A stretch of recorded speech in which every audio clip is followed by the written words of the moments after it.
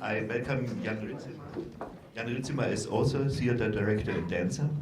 He always put his audience in the position of a responsible partner in thinking and not just perceiving and consuming. But he also loves game constructions in his theater work, as for example, at his work Pipeline, a Construction, which he presented at Spielart 2003. In 2005, Jan Ritsema founded the Performing Arts Forum PAF in France. I quote from the website, an independent place for practitioners and activists in all art fields, theory and cultural production, and scientists who seek to research and determine their own conditions of work. Thank you, Jan. Bon, I'm a little bit nervous about the lecture before, but I won't ventilate much about this. But I don't think there is a cause for believing anything. So, oh wow, it relieves me a little bit to say this. Okay. We are not going to discuss this, and maybe at the end you will say that what I am producing here is one big belief. But okay, it's not so difficult to implement, to think social fictions or things to change the organization that we have between us. It's more difficult to implement them, and when you have to implement them, then you have to find another way than the way that is mostly at stake. That other people have to think the same like you. When everybody would think the same, then of course we could manage very well together. But the problem is that we're all different, so we think all different. And the other problem is that we suffer all from the so-called God complex. So I make a little link in it, but we are the God in ourselves. We think that we are right and the other is wrong about everything what we think. And the strange thing is that nothing goes by something is right or something is wrong. Everything goes by trial and error. We, human beings, are developed by trial and error. A nozzle for a printer is developed by trial and error. You try a certain form, and then you keep the best things, and then you try something else, and then you keep that best part, and so on and so forth. And at the end, you don't know why it works so well, but it works so well. So trial and error is more or less the basic state of how we function between each other and how we develop things between each other. So no to I am wrong, I am right, and you are wrong, and yes to the pleasant game of trial and error. To make changes that will be effective, you have to make an offer that the others cannot resist, just because or you have to make something that they don't know even why the change happens. That's how this cognitive capitalism that we are in manages to do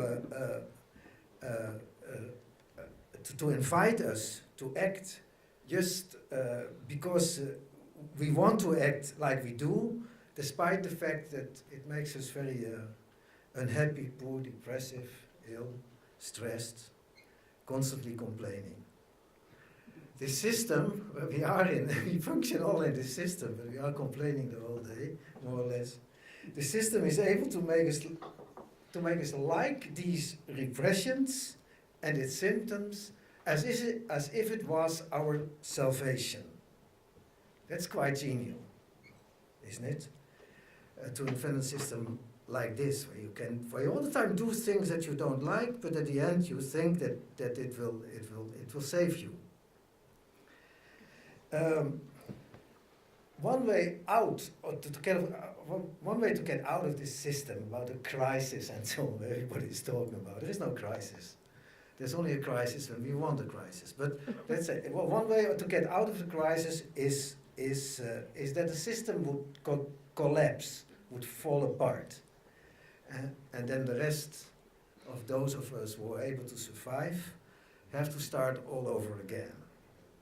This is not the most elegant solution and will cause a lot of collateral damage because there is a huge fallout of us when we do this. Although it makes sense to think about how we can change the course of this mammoth tanker that we call our society. But for this we need smartness, and we need maybe to change certain things. But for sure, there won't be one solution. Like for the energy problem, there will not be one solution. It will not be hydrogen or renewable energy or whatever. There will be in the future, like there are many kinds of arts and many kinds of dances and visual arts and so on. There will be many solutions, and they all will work. And they will be developed by trial and error. Here is my trial, with no doubt many errors. What is my main observation? We separate and isolate our actions, the objects around us and the others around us, from their context, from their background, in order to master and control them, in order to be able to manipulate them according to our needs. We give them names, we identify them, we place them as if they are isolated. You there, me here. A lamp, floor. The people that are the best in isolating are given the most power. Capitals of industry and politicians. The ones that see the big lines and know how to move the course of the tanker without being bothered too much about the content of the tanker and about its workforce. One of the first things to learn when you want to be a manager is that everybody is replaceable. It's not that you don't care, they care. It's that they are very good in eliminating. They can easily distinguish main courses and causes from details. We made them our heroes, while they are the problem. But they are given so much power that they don't want to go. Not when the system tends to collapse. No, they want to repair it. But they are very badly placed to become the doctors of a sick system, as they are the causes of the illnesses. The least thing we can do is to stop celebrating them as our saviors and have them paid too much. Along for this already, I support very much the Occupy Wall Street movement. Question at stake for this lecture is if we can and could do without this habit of isolating and eliminating.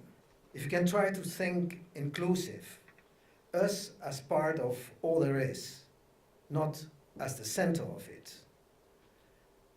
The mere thought that we would be the center is quite ridiculous, isn't it?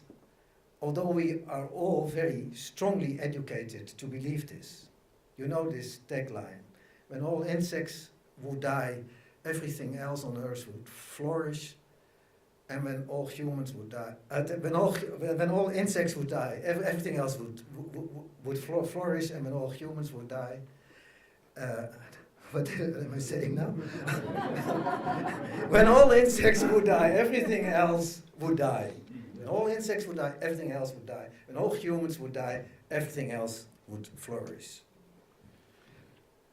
If it is true, when it would be true, that we are the center of the world and we are the center of destruction. So nothing to be proud of being a human being. What I will try to do here is to combine three sources. One brings the general notions of quantum theory that the atom physicist Professor Hans-Peter Duhr expressed in this frame of lectures 2 years ago called Woodstock of Political Thinking. Two brings notions from my lecture in the same frame than in 2009 about how one can think material and mental property liquids. And three, and not least, brings general notions expressed by this exciting new group of philosophers called speculative realists, speculative materialists. I will try to prove here that not only it does not matter, but that nothing matters. Therefore, this lecture is called Lecture About Nothing. You listen to a lecture of Jan Ritsema. No, you are not. You are doing much more. You are not able to listen to only a lecture of Jan Ritsema. You are distracted by many things as much as you are distractive to many things. Distracting is not the right word. Connected seems better. You are connected. Connected in both directions, from you and towards you. This mere connection equals creation. One cannot not be connected without elaborating or traveling or meandering on the connections. The same as one cannot not do. It moves, combines, transforms, etc. All there is. It moves and all at the same time. Not one connection after one and another, but a myriad of connections which are not only connected to you, but also to each other and in a very dynamic mode. A lot is going on, whether you like it or not. Just like one cannot not do. It does. It goes constantly, like a wood that grows. You know these photos of videos or videos of neurons moving in the brain, where everything seems to be connected to everything and pulses move around nervously. The same activity and the same activeness is going on now, here, between all there is. The chairs invite you to sit, while your program text invite you to read, and you take another chair to sit and put the program text away, which occupies your pocket, etc., etc. And there are millions of things going on right now. Let's imagine that it would be possible just to be here, without identifying where you are, why you are here, and what you are expecting from it. To be here in some speculative mode, the mode of we will see, instead of in a specific mode. Imagine that you are not locked in, not by yourself, not by others. Imagine that you are not you are spirit, like everything around you. Or better call the spirit connectivity. We are connectivity. Connectivity without connections, without relations, when we define relations as specific connections. Maybe connectivity is not the right word. It's connectivity without connections. Let's call this connectiveness. Let's imagine that there are no laws, only contingency. What does contingency mean? That what happened could also not have happened, or something else could have happened, or it could have been happened different. So, in that case, there's only pure speculation. But speculation might not be the right word, as there is no screen, no background, no situation to speculate in or against. One cannot speculate with whatever, as there is not such a thing as whatever. Whatever does not represent to make a choice between all there is, but it represents exactly contingency. It represents also that what is not there and not yet there, and that what is there but could have been different. This is speculation without speculativity, or call it pure speculation, or arbitrary speculation, or absolute speculation. But maybe the better is to speak of speculativeness. Let's imagine that in our world there is consciousness, but no science, no laws. It's our world, yes, but you don't recognize it. You do not identify things. You do because you cannot not do. And most probably what you do is driven by what you like to do, what you are passionate for. Maybe you are passionate not to do, that exists. Yes, but then you are busy with not doing. It's not even a question of doing or not doing. There's no choice. You cannot not do. You do. And this doing lasts. This does not mean that we need to speak of something like a future. There's not such a thing as future. There is the doing, whatever it is. There is the doing that does. Doing is maybe not the right word, as doing presupposes a purpose. You do something to have something done. Better would be to speak from doingness. There's doingness. There's pure or arbitrary or absolute doingness. We cannot not do. What do we have so far? Connectiveness, speculativeness, and doingness. These go without saying. These go whether we want it or not, in some sympathetic way, like basic functions as heart, as breathing, or heart beating. Like a wood that cannot stop growing. Like everything that cannot stop. Or better to say, there is only, it goes, and when it goes, it is unstoppable. Unless it stops. And this, it can only do once. It's perpetuation or stop. There's no choice. There's only one decision, dead or alive. There's only the one time on button and the one time off button. Imagine this, the button is on the moment of your conception. And there go connectiveness, speculativeness, and doingness. It goes whether you want it or not. But that's not the same as to say that you are driven by this. It goes. There's goingness. Better to say ongoingness. This goes beyond your will. If such a thing would exist, will. Of course not. Where would it be situated? Like the soul, everywhere and nowhere? The world is not will and imagination. The world is all there is. Connectiveness, speculativeness, doingness, and ongoingness.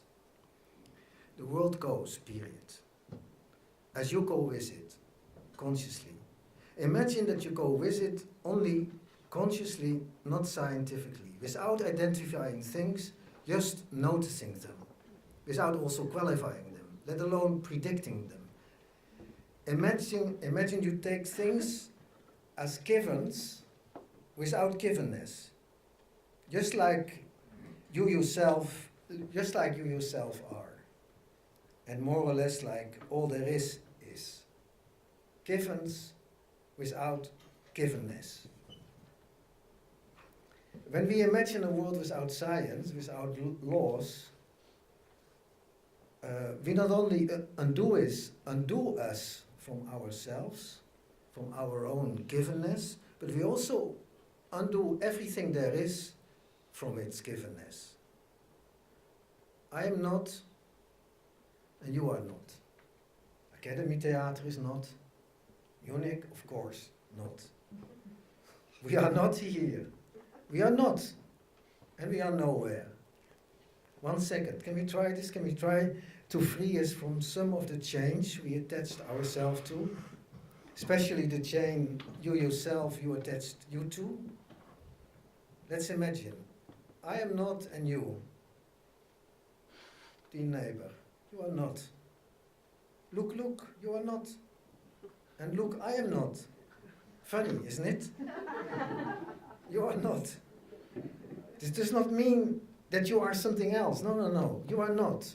Very difficult to imagine for a human specimen, this I am not. Because a human specimen, for a human is a specimen that appears all the time to itself.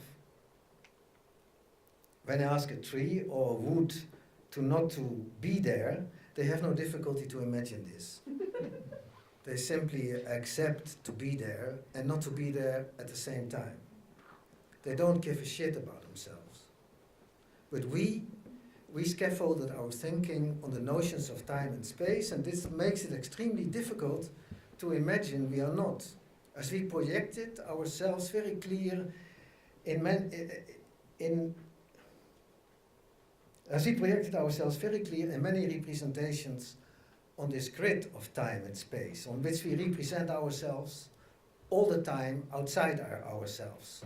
I am now here, I'm now sitting here in Academietheater and listen to Jan Ritsema. It is as if you, it is as if you look at yourself outside yourself. It's a little bit like animals that see themselves reflected in a mirroring surface, and they think that there is something else. We do the same. We constantly confirm our presence to us. We walk hands in hands, me and myself, often as enemies, but that's another story. There is me and there is the world in the mirror, as an outside, you think, but we know better.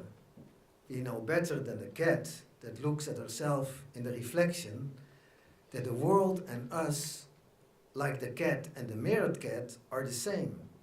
We know this, but we don't realize it. We realize literally a split, a separation. How to not imagine me and myself? Very difficult and therefore very simple. Just to not imagine me and myself. It's like stop smoking, just to stop smoking. Very difficult and very simple, not impossible. Let's do it again. I'm not here. I'm not here, and you are not here. I'm not here, and Academietheater not here. Your house not here, neighbor not here. Only all there is. Too much. Too many things happening to trace. In quantum theory, they say that there is nothing that is identical to itself in time. The world reinvents itself continuously. Or can I say recreates itself continuously and unstoppably in its ongoingness. In quantum theory, as Professor Durr said here 2 years ago, they say that there is not such a thing as matter. There's only spirit. It looks like matter, but it's not. It looks like you, but it's not. You and your neighbor are spirit, are pure connectiveness and speculativeness, doingness and ongoingness. Durr said, objects that are identical with themselves in time do not exist, and then of course the world of objects do not exist. What we call a physical object, from a subject isolated material thing, is the result of an abstraction in which we, through averaging the special perspective of the observer, reduce and separate out all possible perspectives. Some kind of simplification, heavy reduction. Imagine when we would be in some stable, basic condition, where things stay as they are. The world of guessing and thinking would have been closed off, because all liveliness will be drained away, averaged out. End of deal. Happily enough, we don't live in a dead world. It's fully alive and kicking, like it always already was. And it's busy, very busy, every moment, every split second, trying to invent itself anew. So let's imagine that there is only all there is, and this all there is all there is all that there could be, is all that is not yet there, is all that is not there, is all that could have been there, is all that could have been there different. We cannot provide the ultimate ground for the existence of any being or any object. There is no ultimate cause, no ultimate law that includes the ground for the existence of any being. Just like we cannot find an ultimate ground for the world of being there, then who invented the world, and who or what invented who or what invented the world, and so on and so forth. When states of things thing, so to speak. A thing is always a state of thing. Are no longer there, then they are neither somewhere nor at a certain time. The concept of time and space, these two grids of coordination, are there to isolate. Isolation is nothing else than what a prison does. It limits. It undoes the thing from its connectiveness in order to better control it. The lamed duck. The lame duck that, of course, is no longer the state of things that does and is done to. It is undone from its doing. It's deglorified, has no wings anymore. Its connectiveness, speculativeness, doingness, and ongoingness are reduced, chained, limited. And we made ourselves the guards of these heavily reduced things. Well, we could have enjoyed all there is. With this lecture, I try to get myself out of this prison. I try to levitate myself from the heavy concepts of protection and control. I want to fly. Let's imagine that there is neither future nor past, that there is only the uncatchable present that has renewed itself the moment you are aware of it. How fast does this go? In no time, not even in a split second. But in the absence of time, the present renews itself, recreates itself continuously, unstoppably. We think the present slips away, but this idea of the movement of time that slips away is paradigmatic for how we think. This is key. We think that the present was there for a moment and that it has gone, transformed into something else the moment we identify it. We think it's gone, but it was never there. Never identifiable as such, not catchable. It is in a constant going, just like we know that the wood of 1 second ago is no longer. We know the myriads of changes that occurred there in its earths, in its objects, its population, its vegetation, its smells and its winds, its temperature and its colors, its substance and its space. But changes is not the right word. Things do not change. Change does not sound precise enough. Change presupposes a change from one shape, from one state into another. But there are no states. A state needs to be identified as such. The wood goes on. Better to say the wood does. Even better to say it does. Whatever this it is. But even better to avoid this non-identification of this it, because it is some kind of identification, better to say the doing does. Yes, everywhere, without distinction, the doing does, whether you like it or not. The doing does you. One can say, I'm done. Haha, look, I'm done. One cannot say, I'm done with, because then one is dead. And when one is dead, one cannot speak. When dead, one is done with. No, not yet. We know that one is never done with. The doing goes on without you. Of course, as there is not such a thing as you, as a I am. The movement of time slips away, I said, is paradigmatic for how we think. Maybe it's better to say that there is not such a thing as time. The present renews itself all the time, timelessly, without time. It is some sort of being in the middle of. When there is not such a thing as a thing, but when everything is always a state of things, what could it mean then, being in the middle of? It does not mean being in the middle. It means being a part of being. No outside position. There's not you, and there is not me. There is all there is, and all that is not, and not yet. All is in the middle of the middle of. And all works in my terminology, all does do. And what the doing does is defined by all there is. All there is can only do what all can do. There's no choice. There's only the necessity of what the doing does. What the doing will do is what only the doing can do. We could say that we are caught into what we can only grasp as event. When there is no time, then there is no present either, no past or future. I propose to forget about you and me in this Academietheater, and I propose to forget about time. When there is not such a thing as time, then would there then be no space either? In a certain way, yes. And in its strict sense, one cannot be in the same space at the same spot. Any space is not identical to itself. One moment, neither will the thing or you be at a fixed spot. The thing and you move too much. But there is a difference between time and space.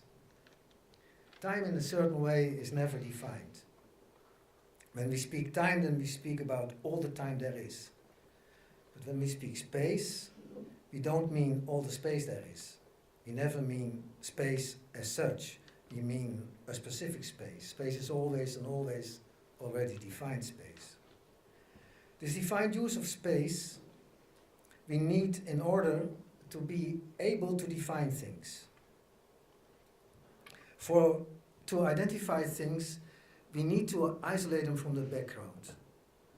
But isolated from the background makes them helplessly floating in some no man's land, as they lost their connections. The way we tame this floating object is by placing it in space. That always is a specific space, never all the space there is. Look at the chair in the middle of a room, next to the table.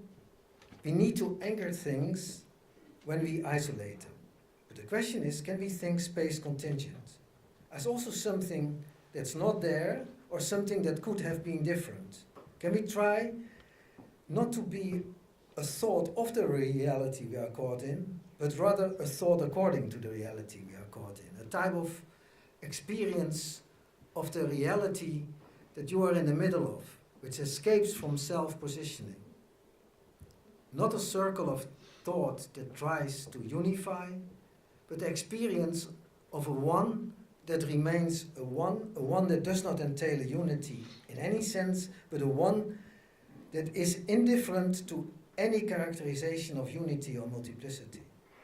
The real qua one that the French philosopher François Laruelle described as the always already given without givenness.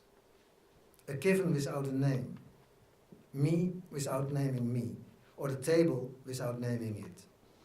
What is meant here is the indifference to a reciprocal relation, the indifference towards determination, towards prediction or definition. Indifferent to the representative reciprocity, but not external to it. The table, like me, we are here. But not as me or as table, not as self-positioning, but as part of all there is. As part of all that is in the middle of all there is. I don't know if indifference is the right word, as it presupposes some kind of separation between something like my world and another world to which I can be indifferent to. So, when I want it all-inclusive, then I should not allow myself a separative thought or action. There's also nothing to be actualized. There is no smooth becoming from not yet actualized to actualized. All there is all there is and nothing less. Is all there is all that there will be, could have been differently, and could have not been. Let me take an example. If a horseman at the end of the 18th century would have heard that in the 21st century the accidents with horses in traffic would have been reduced to almost zero, he would have thought that the safety of horses in traffic would have made a great leap. Of course, he could not have been able to foresee the almost 100% disappearance of horses in traffic. in the 21st century, in favor of a mode of transport not existent in its own time. But this does not mean that this other mode of transportation, the combustion engine, was not already there in what the quantum theorists call the spirit and the speculative realist and naturalist call contingency. The future event is already there, it is here all right, but it does not exist yet. The 23rd century is already there. It's in the connectiveness, the spirit. I prefer and mean to use the word spirit and not spirituality. It means more the collective intelligence of all there is. But what does it mean to live in the ocean, in the bath, in the cloud of all there is? It means nothing more than what we already do. Most of the state of things one is surrounded with are there, but you did not notice. You did not select them or identify them. You did select only some things. You sit in the chair, you look at a painting, and you take your cup of tea. This seems all there is. At least this seems of utterly important at that specific moment. The rest not. The rest is regarded as some background noise. But it's in the noise. All the noise there is that I am interested in that we are able to take all there is for granted, able to swim in the ocean, in the bath, in the cloud of all there is and nothing else, and to not isolate certain states of things from their background, from their context, from their support. Do I mean here the state of sitting in the train, looking at the landscape, your thoughts go everywhere, and you do not notice really things? Or that it's like walking in a wood that grows. There's too many different and too much repetition that you can stay indifferent, that you can walk with the landscape and the landscape with you. No, it's not this state of intuitive absence, this state of some half unconsciousness. It's neither about this state of in-betweenness. It's not about being present and absent at the same time, or about about meaningful and meaningless at the same time. Not about order and disorder at the same time. Not about it is and it is not.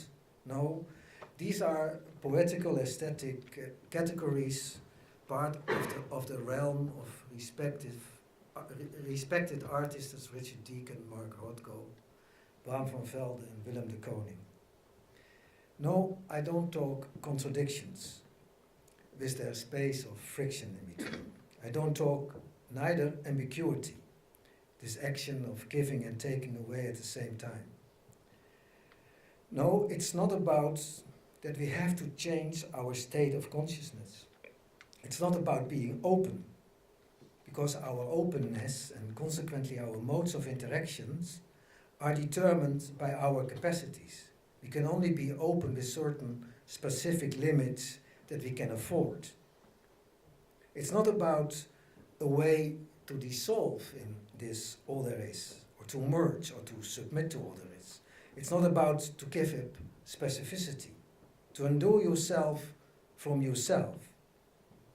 Neither is it about some complexity or about being small and modest. Whereabout is it then? It is about that all this does not matter. I'm not here. You confirm this. Jan, you are not here. No, I'm not here. It's not the same as acting, as lying with dry eyes. Not the same as denying, as saying I am not while I am. It's all about me, but it does not matter that it's me. Literally, it does not matter. It does not matter that that is a table or this a computer. When I say come to the table, I have here a map to show. This is okay, I can say this.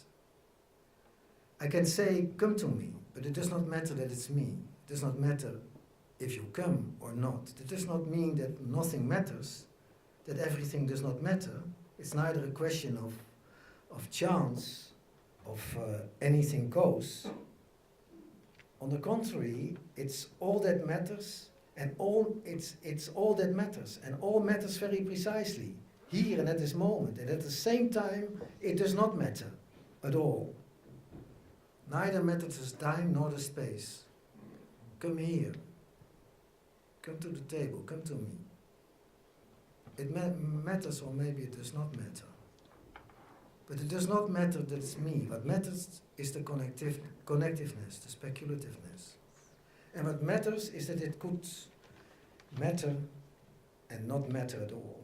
And what matters is this ongoing of goingness and doingness, of givens without givenness. What does this mean? Or better, out of what matter consists this? It does not matter. What does it really mean? It does not matter.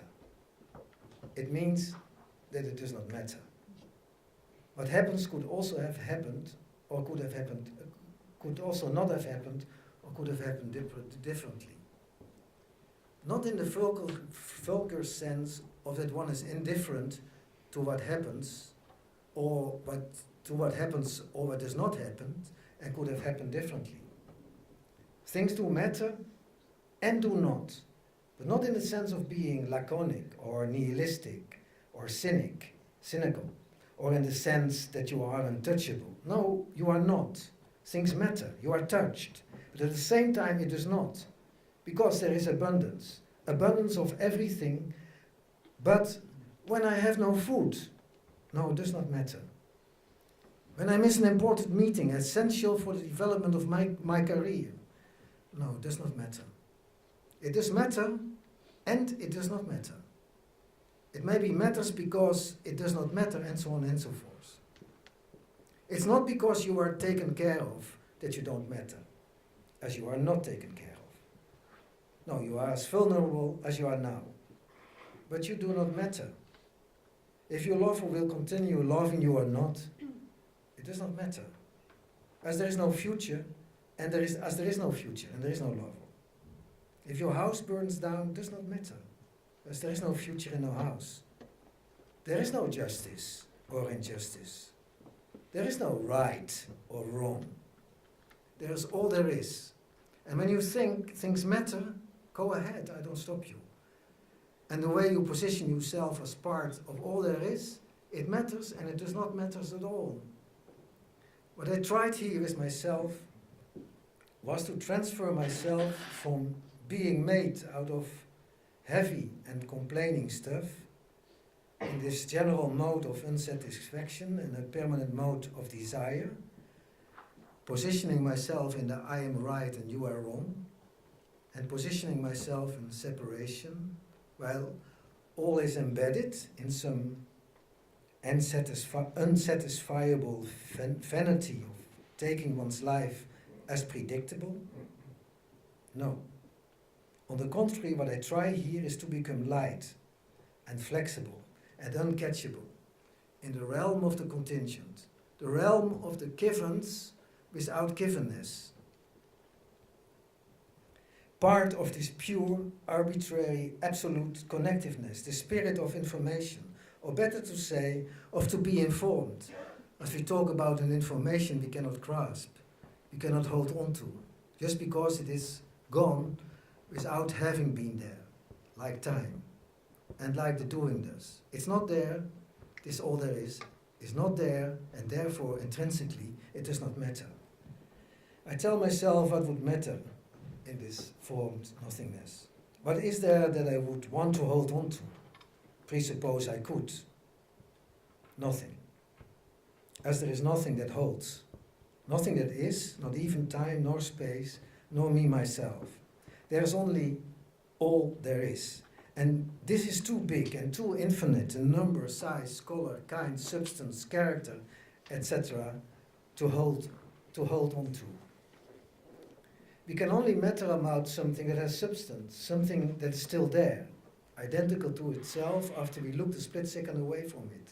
But that thing does not exist, so there is nothing to matter about, as there is no matter.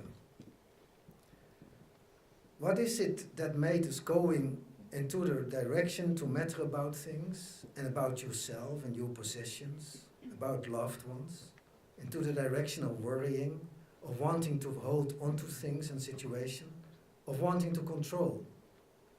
We did build and celebrated the illusion that we could control when the walls around our territory are big and high enough, when you and your property become impregnable. But we see also that the ocean of all there is too high, too wild, too whimsical, too uncalculable to be able to be controlled. And we see all the connectiveness and speculativeness going on that make controlling obsolete. Why did we think that a world that obeys no law has more reason to be chaotic than to be ordered? Why are we that convinced that a world without laws should be self-evidently so frenetically inconsistent? Why can the world not continue reinventing itself all the time anew without laws and not be chaotic? I think after this lecture that the world can continue reinventing itself all the time anew without laws and not be chaotic. Thank you.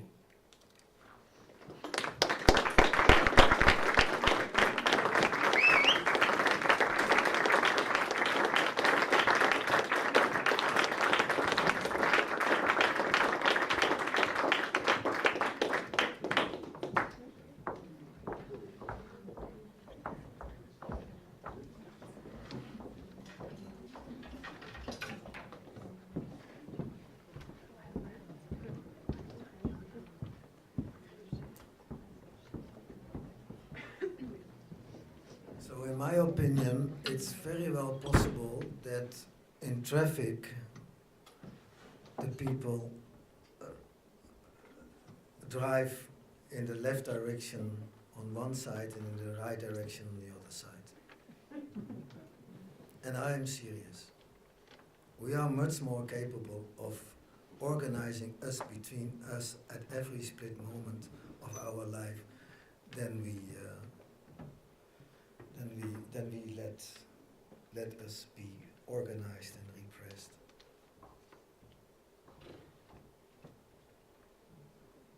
Please don't try it when you cross the road.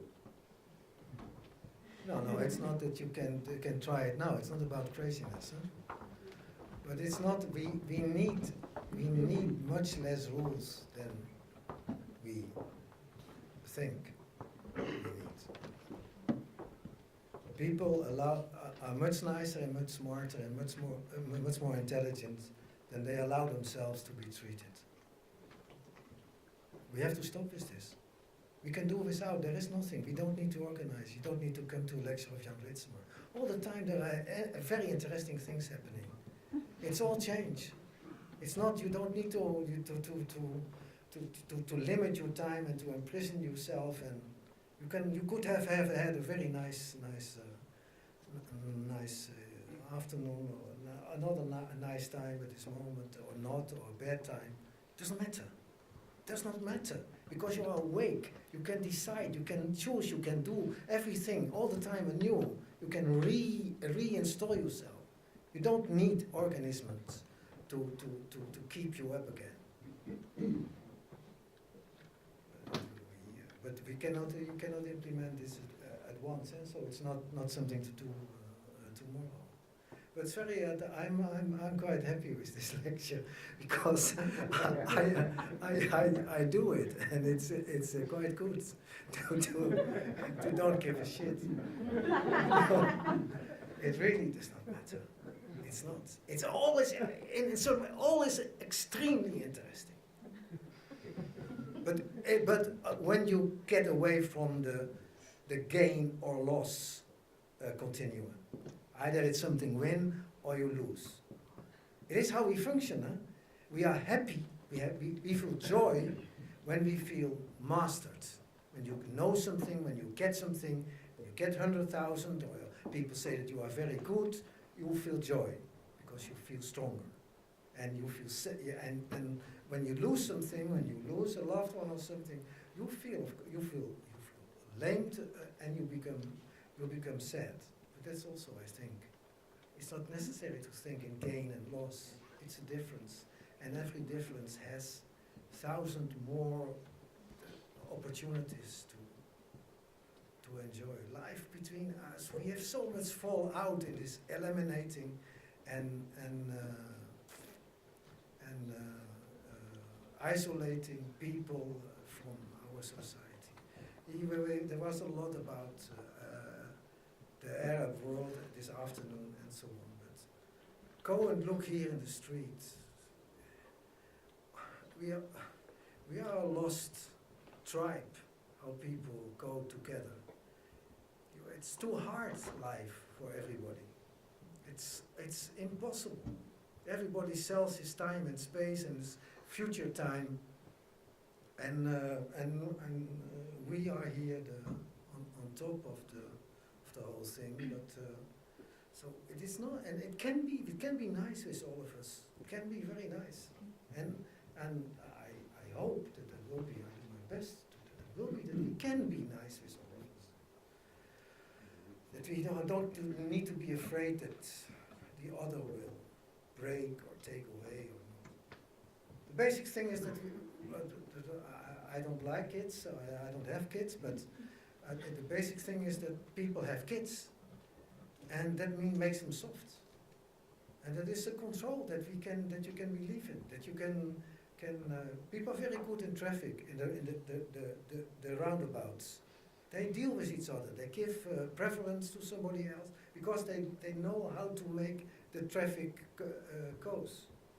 People are in principle very nice, but they're also assholes, and they are, by definition, assholes when we come in terms of fundamentalism, and there is no religion without being fundamentalistic, because where you cannot speak about, you can only fight about. Darüber kann man nur streiten. War es nicht Wittgenstein, der das gesagt hat? Worüber man nicht sprechen kann, darüber kann man nur streiten. Nee, schweigen. Ja.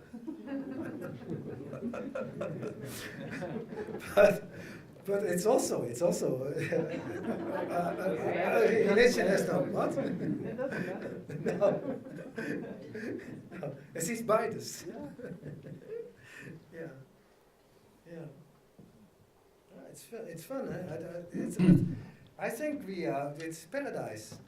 I'm sorry, we talk about crisis and so on. And everybody, we fuck up our world, but still, there is what Graaf said. 60 years. It's 66 years of peace, but we outsourced our war. We have war in Iraq and in Libya and so on. So like work, we outsource work, so there is still war in a certain way on our side of the thing, but we have it done elsewhere, and we cry a little bit with it, and we talk about the justice and the injustice. There's not such a thing as justice or injustice. There's not good or bad. But there's all that's going on. Nice, you said. What? But you said it could be nice. Did I say this? There is also not nice. Does it matter? Yeah, it doesn't matter. No, it doesn't matter. Then we will see where it goes. It will go. But that's not a bad thing, and the doing does. You cannot not stop. That's the funny thing. The people will always do things. They need not to be said. They cannot not do. It's going on. That's why they are made for. What? I had a telephone call with Jannie Pranger in Amsterdam. It's a singer. And she... Sorry, wir können leider keine Fragen mehr machen. Wir können es im Anschluss in der Lobby machen, okay, aber okay. wir sind völlig aus der Zeit. Also, Aber es ist später.